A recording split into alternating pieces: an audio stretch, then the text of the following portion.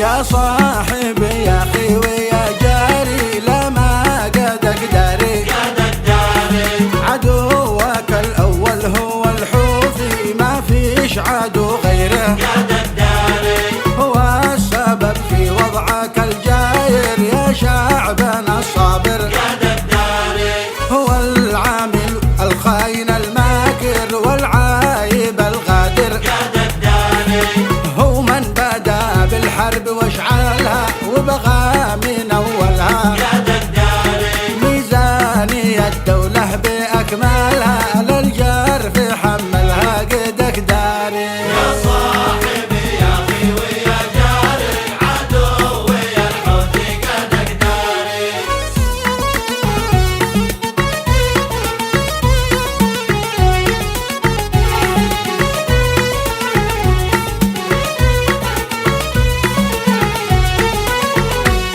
سبعة حروب والأخ ما فرمل بالصلح ما يقبل كده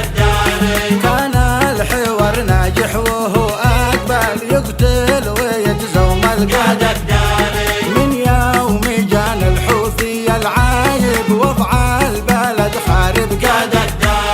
بدع عسى النسوان والشايب وجنة الطالب قدر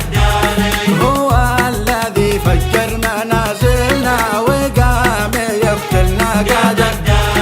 لما نزحنا قام يقصفنا بسلاح دولتنا قدك داري يا صاحبي يا اخي ويا جاري عدوي الحوثي قدك داري.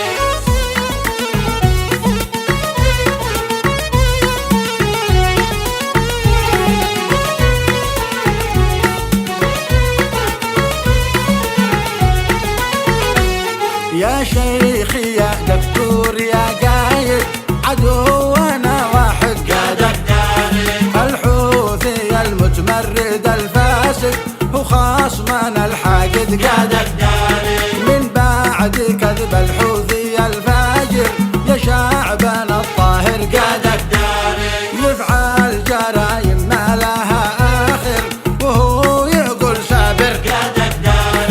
يا شعبنا المقتول والقاتل عدونا جاهل قادر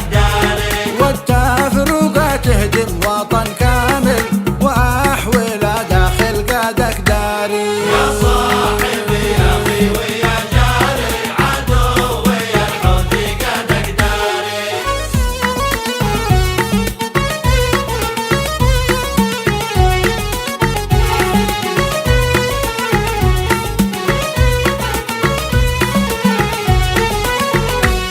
أتذكر أحلى أيام عشناها نضحك ونتجادل قادك عمر البنادق ما حملناها من أجل نتقاتل قادك مهما اختلفنا أو تخاصمنا على القيم كنا قادك ما كان يهتك عرض حد منا نحفظ كرامتنا قادك